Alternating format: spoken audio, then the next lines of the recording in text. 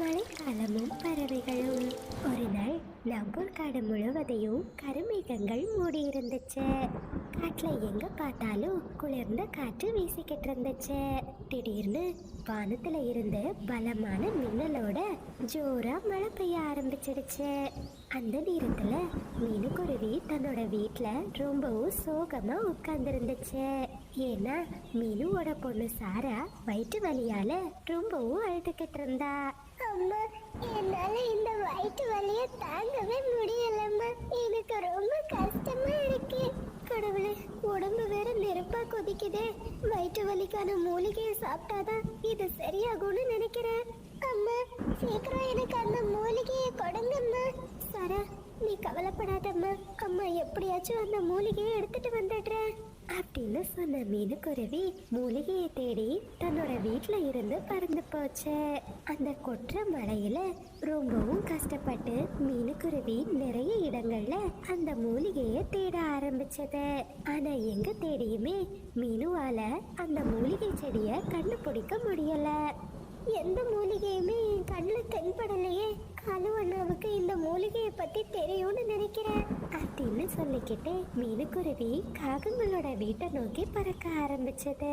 அந்த நேரத்துல காக்கை குடும்பமும் குளிருக்கு வெது வெதுப்பா தங்களோட வீட்டுல தீ மூட்டி சூடான தின்பண்டங்களை சாப்பிட்டுக்கிட்டு இருந்தாங்க. டேய் ராஜு, போதும்டா. நாளைக்கும் மீதி வை. இப்பவே எல்லாத்தையும் சாப்பிடாத. ராணி, உன் பையன் சாப்பாட்டுல ஒன்னையே மிஞ்சிடுவான் போல இருக்கு. போதும் போதும் காலு, நீங்க ஒரு பானை சோற ஒரு நிமிஷத்திலே காலி பண்ற ஆளு. என்ன சொல்றீங்களா அப்படின்னு காகங்கள் பேசிக்கிட்டு இருந்த நேரம் மீனுக்குருவி காகங்களோட வீட்டுக்கு வந்துச்சு. இந்த மழையில யாரு வீட்டுக்கு வந்திருப்பா? நான் செஞ்ச பலகாரங்களோட வாசனையை மோப்பம் பிடிச்சுக்கிட்டு தான் ஏதாச்சும் பறவைகள் பசிக்குதுன்னு வீட்டோட கதவை தட்டுவாங்க. இரு ராணி, நான் யாருன்னு பாக்குறேன் அப்படின்னு சொன்ன காலுக்காகவும் தான் வீட்டோட கதவை திறந்துச்சு. காலுவண்ணா, உங்களுக்கு வயிற்று வலிக்கான மூலிகை எங்க கிடைக்கும்னு தெரியுமா? சாரா வலியால ரொம்ப அழுதுகிட்டு இருக்கா. என்ன, வயிற்று வலிக்கான மூலிகையா? எனக்கு தெரியும் மீனு. ஆனா நான் அதை சொல்லணும்னா நீ எனக்கு கூடை நிறைய தானியங்களை தரணும். காலுவண்ணா, என் வீட்ல எந்த தானியமும் இல்ல. என்கிட்ட ஒரே ஒரு சோளம் மட்டும்தான் இருக்கு. ஒரு சோளம் மட்டும்தானா? சரி மீனு, சீக்கிரம் அதை எடுத்துட்டு வா. அதை எடுத்துட்டு வந்து தந்தாதான் உனக்கு மூலிகை எங்க கிடைக்கும்னு நான் சொல்லுவேன். காலுக்காக இப்படி சொன்னதுமே மீனுக்குருவி வேகமா தான் வீட்டுல இருந்து சோளத்தை எடுத்துட்டு வந்துச்சு. காலுவண்ணா, இந்தாங்க, சீக்கிரம் சொல்லுங்க. நம்ம காட்டுல ஒரு கிணறு இருக்குல்ல, அந்த கிணத்தோட பக்கத்துல வயிற்று வலிக்கான மூலிகை நிறைய வளர்ந்துருக்கு. நீ சீக்கிரம் போய் அதை பறிச்சுக்கோ. இப்பவே போறேன். ரொம்ப நன்றி காலுவண்ணா அப்படின்னு சொல்லிட்டு மீனுக்குருவி கிணற்று நிறைய நோக்கி பறக்க ஆரம்பிச்சது. காலு, உண்மையாவே உங்களுக்கு மூலிகை எங்க இருக்குன்னு தெரியுமா? அட நீ வேற ராணி, எனக்கு மூலிகை எங்க கிடைக்கும்னே தெரியாது. அந்த குருவி கிட்ட இருந்து ஏதாச்சும் சாப்பாடை வாங்குறதுக்காகத்தான் நான் சும்மா போய் சொன்னேன். பரவாயில்லையே காலு, நாளுக்கு நாள் நீங்க ரொம்ப அறிவாளியா மாறிக்கிட்டு இருக்கீங்க. எனக்கு சோளம்னா ரொம்ப பிடிக்குமா. சீக்கிரம் இந்த சோளத்தை சுட்டு கொடுங்கம்மா. எப்ப பார்த்தாலும் சாப்பாடு சாப்பாடு. இருடா, சுட்டு தரேன். அதே நேரத்துல மீனுக்குருவி மூலிகையை தேடி கிணற்றுங்கரையோட பக்கத்துல வந்துச்சு. ரொம்ப நேரமா மீனுக்குருவி அந்த இடம் முழுவதும் மூலிகை செடியை தேடிச்சு. ஆனா அங்க எந்த மூலிகை செடியுமே இல்ல. கடவுளே, அந்த காகத்தை நம்பினது தப்பா போச்சு. என்கிட்ட இருந்த சோளத்தை வாங்குறதுக்காக என்ன போய் சொல்லி ஏமாத்திட்டாங்க அப்படின்னு சொன்ன மீனுக்குருவி வேகமா அங்கிருந்து பறந்து போச்சு. அது ரொம்ப வேகமா பறந்து கிளியோட வீட்டுக்கு வந்துச்சு. மீனு, என்னாச்சு? இந்த கொற்ற மழையில இங்க வந்திருக்க? கிளியண்ணா, சாராவுக்கு ரொம்ப வயிற்று வலி. அவ வலியால அழுதுகிட்டு இருக்கா. வயிற்று வலிக்கான மூலிகை எங்க கிடைக்கும்னு உங்களுக்கு தெரியுமா? இல்ல மீனு, எனக்கு எங்க கிடைக்கும்னு தெரியாது. கிளியண்ணா, நீங்க தயவு செஞ்சு என் கூட மூலிகையை தேட வருவீங்களா? என்னால தனியா அந்த மூலிகையை தேட முடியல. என் குழந்தைக்கு வேற உடம்பு சரியில்லை. என் குழந்தை அழுதுகிட்டே இருக்கான். இந்த நேரத்துல என்னால உன் கூட வர முடியாது. அப்படின்னு மிட்டுக்கிளி சொன்னதுமே மீனுக்குருவி அங்கிருந்து பறந்து போச்சு. அந்த நேரத்துல காட்டுல மழை இன்னும் அதிகமா பெய்ய ஆரம்பிச்சது. மீனுக்குருவியும் சாராவை நினைச்சு அழுதபடியே புறாவோட வீட்டுக்கு வந்துச்சு. மீனு, என்னாச்சு? எதுக்காக அழுதுகிட்டு இருக்க? புறான்னு சாரா வயிற்று வலியால ரொம்ப கஷ்டப்படுறா. என்னால மூலிகை செடியை தேடி கண்டுபிடிக்கவே முடியல. நீங்க தயவு செஞ்சு இதுக்கு உதவி பண்ணுவீங்களா? ஆனா மீனு, எனக்கு வயிற்று வலிக்கான மூலிகை எங்க கிடைக்கும்னு தெரியாதே. அப்பா, சாரா என்னோட பெஸ்ட் ஃப்ரெண்டு. நீங்க மீனு ஆண்டி கூட போய் எப்படியாச்சும் அந்த மூலிகையை தேடி கண்டுபிடிங்கப்பா. ஆமாங்க, மீனு ரொம்பவும் பயந்து போயிருக்கா. இந்த நேரத்துல நீங்க அவ கூட போங்க. உடனே புறாவும் மீனுக்குருவி கூட மூலிகை செடியை தேடுறதுக்கு பறந்து போச்சு. புறாவும் மீனுக்குருவியும் ரொம்ப நேரமா காட்டுல பல்வேறு இடங்கள்ல மூலிகை செடியை தேடிக்கிட்டு இருந்தாங்க. அந்த நேரத்துல பாட்டிமா தன்னோட வீட்டுல இருந்து வெளியே வந்தாங்க. ரெண்டு பறவைகளும் ரொம்ப நேரமா எதையோ தேடிக்கிட்டு இருக்கிறத பாட்டிமா தான் வீட்டு முன்னாடி நின்னபடியே பார்த்துக்கிட்டு இருந்தாங்க. பறவைகளா, இந்த கொட்டுற மழையில என்ன தேடிக்கிட்டு இருக்கீங்க? உங்களுக்கு என்ன வேணும்? இங்க வாங்க. பாட்டிமாவோட சத்தத்தை கேட்டதுமே மீனுவும் புறாவும் பாட்டிமாவோட வீட்டை நோக்கி பறந்து போனாங்க. இந்த கொட்டுற மழையில எதை தேடிக்கிட்டு இருக்கீங்க? பாட்டிமா, என் குழந்தைக்கு ரொம்ப வயிற்று வலி. அவ வலியால ரொம்ப கஷ்டப்படுறா. அதான் மூலிகை செடியை தேடி இங்க வந்தோம். குருவி, நீ கவலைப்படாத. அந்த வேப்ப மரத்தோட கிளையில ஒரு மயிலோட வீடு இருக்கு. அந்த மயில் கிட்ட எல்லா விதமான மூலிகை செடியும் கிடைக்கும். நீ அந்த மயிலோட வீட்டுக்கு போய் கேட்டு பாரு. மீனு, எனக்கு அந்த மயிலோட வீடு ரொம்ப நல்லா தெரியும். நீ சீக்கிரம் வா, நான் உன்னை அங்க கூட்டிட்டு போறேன். உங்களுக்கு ரொம்ப நன்றி பாட்டிமா. அப்படின்னு சொல்லிக்கிட்டு மீனுவும் புறாவும் மயிலோட வீட்டுக்கு பறந்து போனாங்க. ஒரு சின்ன குழந்தை வயிற்று வலியால ரொம்ப கஷ்டப்படுறா. நீங்க தயவு செஞ்சு வலிக்கான மூலிகையை எங்களுக்கு தருவீங்களா? என்னோட தோட்டத்துல எல்லா வகையான மூலிகையும் இருக்கு. நான் இப்பவே உங்களுக்கு எடுத்துட்டு வந்து தரேன். அப்படின்னு சொன்ன மயிலம்மா தன்னோட தோட்டத்துல இருந்து வயிற்று வலிக்கான மூலிகையை எடுத்துட்டு வந்தாங்க. குருவி, சீக்கிரம் இந்த மூலிகையை எடுத்து உன் குழந்தைக்கு சாப்பிட கொடு. வயிற்று வலி உடனே சரியாகிடும். மயிலக்கா, உங்களுக்கு ரொம்ப ரொம்ப நன்றி. இந்த உதவியை நான் என்னைக்குமே மறக்க மாட்டேன். மீனுக்குருவியும் அந்த மூலிகை செடியை எடுத்துக்கிட்டு ரொம்பவும் வேகமா தன்னோட வீட்டுக்கு வந்துச்சு. குழந்தை சாரா அந்த மூலிகையை சாப்பிட்ட கொஞ்ச நேரத்திலேயே அவளோட வயிற்று வலி சரியாகிடுச்சு. அதே நேரத்துல காகங்களும் அந்த சோளத்தை நெருப்புல வேக வச்சு அதை ரொம்பவும் சந்தோஷமா தங்களோட வீட்டுல உட்கார்ந்து சாப்பிட்டுக்கிட்டு இருந்தாங்க. குழந்தை ராஜு ரொம்ப அதிகமா சாப்பாடு சாப்பிட்டதுனால அவனுக்கு ரொம்பவும் வயிற்று வலிக்க ஆரம்பிச்சது. ஐயோ அம்மா, எனக்கு ரொம்ப வயிறு வலிக்குதும்மா. அம்மா, என்னால தாங்கவே முடியலம்மா. டேய் ராஜு, இதுக்கு தான் சொல்றது, கண்ணில் படுற எல்லாத்தையும் எடுத்து சாப்பிடாதேன்னு. அம்மா, பேசிக்கிட்டே இருக்காதீங்கம்மா. எனக்கு ரொம்ப வயிற்று வலிக்குதும்மா. சீக்கிரம் மருந்து கொடுங்கம்மா. கலு, கண்டிப்பா மீனுக்குருவி இந்த நேரம் வயிற்று வலிக்கான மருந்து எடுத்துட்டு வந்திருக்கோன்னு நினைக்கிறேன். நீங்க அந்த குருவியோட வீட்டுல போய் வலிக்கான மருந்து வாங்கிட்டு வாங்க. டேய் ராஜு, சும்மாவே இருக்க மாட்டியாடா? இப்ப போன அந்த குருவி மூலிகையை தருதோ என்னதோ. அப்படின்னு சொல்லிட்டு காலுக்காகவும் மீனுவோட வீட்டுக்கு பறந்து போச்சு. ராஜுவுக்கு ரொம்ப வயிற்று வலிக்குது மீனு. நீ தயவு செஞ்சு வலிக்கான மூலிகையை கொடு. இப்போ என்னோட வேதனை என்னன்னு உங்களுக்கு புரியுதா? இனிமேலாச்சும் ஒரு தாயோட உணர்வுகள் கூட விளையாடாதீங்க. ராஜுவையும் நான் என்னோட பையனா தான் நினைக்கிறேன். அதனால தான் உங்களுக்கு நான் இப்போ இந்த மூலிகையை தரேன். அப்படின்னு சொன்ன மீனுக்குருவி கொஞ்சம் மூலிகைய காலு காகத்துக்கு கொடுத்துச்சு. மீனு, என்ன மன்னிச்சிடு மீனு. கடவுள் எனக்கு ஒரு நல்ல பாடத்தை கத்து கொடுத்திருக்காரு. அப்படின்னு சொன்ன காலுக்காகவும் அந்த மூலிகையை எடுத்துக்கிட்டு தன்னோட வீட்டுக்கு பறந்து போச்சு. மழையும் மந்திர குடையும். ஒரு அழகான காட்டுல இருந்த சின்ன மர வீட்டுல மீனுக்குருவி தான் பொண்ணு சாரா கூட வாழ்ந்து வந்துச்சு. ஒரு நாள் சுட்டி பொண்ணு சாரா தான் வீட்டு முன்னாடி உட்கார்ந்து பந்து விளையாடிக்கிட்டு இருந்தா. சாரா, விளையாடினது போதுமா? சீக்கிரம் வீட்டுக்குள்ள வந்து கதவை பூட்டிக்கோ. அம்மா உணவு தேடுறதுக்காக வெளியே போறேன். அம்மா, இன்னைக்காச்சும் உணவு எடுத்துட்டு சீக்கிரம் வீட்டுக்கு வருவீங்களா? மழைக்காலம் வரப்போகுது. அம்மா நிறைய உணவுகளை சேமிச்சாகணும். இன்னைக்கும் நான் வீட்டுக்கு வர்றதுக்கு நேரம் ஆகும். அம்மா அம்மா, இன்னைக்கு நானும் உங்க கூட உணவு தேட வரேம்மா. சரி, தாராளமா வரலாம். ஆனா கொஞ்ச தூரம் பறந்ததுமே எனக்கு ரெக்கை வலிக்குது, நான் வீட்டுக்கு போறேன்னு சொல்லக்கூடாது. இல்லம்மா, நான் சொல்லவே மாட்டேன்.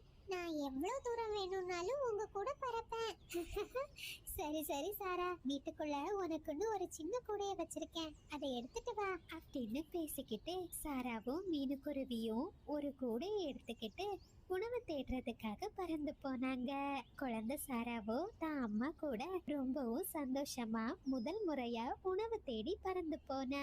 அப்படியே காட்டுல சாயந்தர நேரம் வந்துச்சு. மீனுக்குருவியும் சாராவும் நிறைய தானியங்களையும் பழங்களையும் எடுத்துக்கிட்டு தங்களோட வீட்டை நோக்கி பறந்து போனாங்க.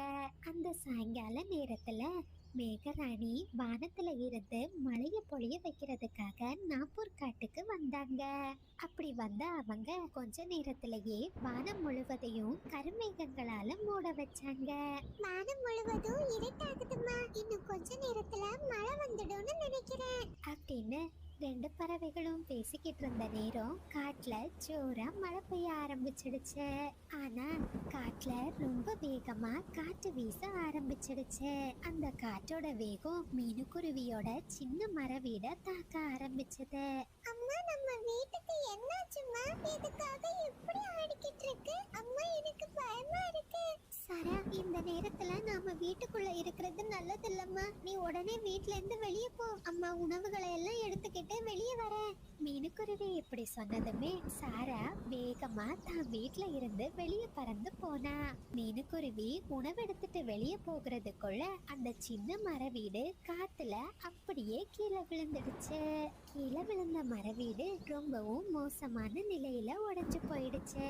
வீட்டோட மேற்கூரை மீனுவோட தலையில வேகமா மோதினதுனால அது அந்த இடத்துலயே மயங்கி விழுந்துடுச்சு. அம்மா, எழும்புங்கம்மா. அம்மா, கண்ணை திறந்து பாருங்க. அம்மா, என்கிட்ட ஏதாச்சும் பேசுங்கம்மா. குழந்தை சாரா என்ன பண்றதுன்னே தெரியாம தான் அம்மாவோட பக்கத்துல உட்கார்ந்து அழுதுகிட்டு இருந்தா. அந்த நேரத்துல அந்த பக்கமா மிட்டுக்கிளி தன்னோட ஆட்டோவை ஓட்டிக்கிட்டு போச்சு. இந்த மோசமான சம்பவத்தை பார்த்த மிட்டுக்கிளி அந்த இடத்துக்கு வந்துச்சு. குழந்தை, உங்க அம்மாவுக்கு தலையில ரொம்ப பலமா அடிபட்டிருக்கு. அவங்கள இப்பவே ஹாஸ்பிட்டல்ல சேர்த்தாகணும். வா, என்னோட வண்டியிலேயே உங்களை கூட்டிட்டு போறேன் அப்படின்னு சொன்ன மிட்டுக்கிளி சாராவையும் மீனுக்குருவியையும் ஆட்டோல ஏத்திக்கிட்டு ஹாஸ்பிட்டலை நோக்கி போச்சு. இந்த துண்டுல இருக்கிற மருந்துகளை எல்லாம் உடனே வாங்கிட்டு வா. அப்பதான் உங்க அம்மாவுக்கான மருத்துவத்தை நான் தொடங்க முடியும். நான் இப்பவே வாங்கிட்டு வரேன் அப்படின்னு சொன்ன சாரா அந்த துண்டை வாங்கிக்கிட்டு மருந்து கடையை நோக்கி வேகமா பறக்க ஆரம்பிச்சா. அந்த நேரத்துல காட்டுல மழையும் ஒரு வழியா நின்று இருந்துச்சு. அங்கிள், எனக்கு இந்த துண்டுல இருக்கிற மருந்துகளை சீக்கிரமா கொடுங்க அங்கிள். காலுக்காகமும் சாரா கிட்ட இருந்த மருந்து துண்டை வாங்கி அதுல இருந்த மருந்துகளை எடுத்து சாரா கிட்ட கொடுத்துச்சு. குழந்தை, இந்த மருந்து மொத்தமா சேர்த்து 2000 ரூபாய் ஆகுது. சீக்கிரம் காசை கொடு. காசா அங்கிள்? என்கிட்ட எந்த காசும் இல்ல. எங்க அம்மா சரியானதுமே சீக்கிரமா உங்களுக்கு காசை கொண்டு வந்து கொடுத்துடுறேன். என்ன, காசு இல்லையா? அப்படின்னு சொன்ன காலுக்காக வேகமா சாரா கிட்ட இருந்து அந்த மருந்துகளை வாங்கிடுச்சு. ஏ குழந்தை, நான் இங்க யாருக்கும் இலவசமா மருந்துகளை கொடுக்கறது கிடையாது. அங்கிள், தயவு செஞ்சு எனக்கு உதவி பண்ணுங்க. எனக்கு எங்க அம்மாவை விட்டா வேற யாருமே இல்ல. அட சின்ன குருவி, வேலை நேரத்துல வந்து தொந்தரவு பண்ணாத. இங்கிருந்து போயிடு. உடனே குழந்தை சாராவோ என்ன பண்றதுன்னே தெரியாம அந்த மருந்து சீட்டை எடுத்துக்கிட்டு மறுபடியும் ஹாஸ்பிட்டலை நோக்கி பறந்து போனா. டாக்டர், மருந்து வாங்க போனா காசு வேணும்னு சொல்றாங்க. என்கிட்ட எந்த காசும் இல்ல. நாங்க இங்க யாருக்கும் இலவசமா மருத்துவம் பார்க்கறது கிடையாது. இன்னும் 2 நாட்களுக்குள்ள மருத்துவத்துக்கான காசை நீ கொடுத்தாகணும். அப்படியே மறுநாள் பொழுது விடிஞ்சது. சாராவுக்கு இப்போ வீடும் இல்ல, சொந்தம்னு சொல்லிக்கிறதுக்கு யாருமே இல்ல. அவ ரொம்ப தனிமையா ஒரு மரத்தோட கிளையில உட்கார்ந்திருந்தா. அம்மா, நான் எப்படி உங்க மருத்துவத்துக்கான காசை ஏற்பாடு பண்ண போறேன்னு எனக்கு எதுவுமே புரியலம்மா. உங்களை விட்டா எனக்கு இந்த காட்டுல வேற யாரையுமே தெரியாதேம்மா. அப்படின்னு சொல்லி சாரா அழுதபடியே அந்த மரத்தோட கிளையில படுத்து தூங்கிட்டா. அந்த நேரத்துல மேகராணி மறுபடியும் நாகூர் காட்டுல ஜோரா மழைய பொழிய வச்சாங்க. ஐயோ, மறுபடியும் மழை வந்துடுச்சு. இப்போ நான் எங்க போறது? எனக்கு என்ன இப்போ ஒரு வீடு கூட இல்லையே. அந்த நேரத்துல மேகராணி மழைய பொழிஞ்சபடியே அந்த பக்கமா வந்தாங்க. சின்ன குருவி, இந்த கொற்ற மலையில நீ எதுக்காக நனைஞ்சுக்கிட்டு இருக்க? சீக்கிரம் உன் வீட்டுக்கு போ. இல்ல, எனக்கு வீடு எதுவும் இல்ல. என் வீடு நேத்து பெஞ்ச மழையில உடைஞ்சு போயிடுச்சு. ஆமா, உங்க அம்மா உன்னை தேட மாட்டாங்களா? அப்படின்னு மேகராணி கேட்டதுமே சாரா அழுதபடியே நடந்த எல்லா விஷயத்தையும் சொன்னா. சாராவோட கதையை கேட்ட மேகராணி ரொம்பவும் சோகமாகிட்டாங்க.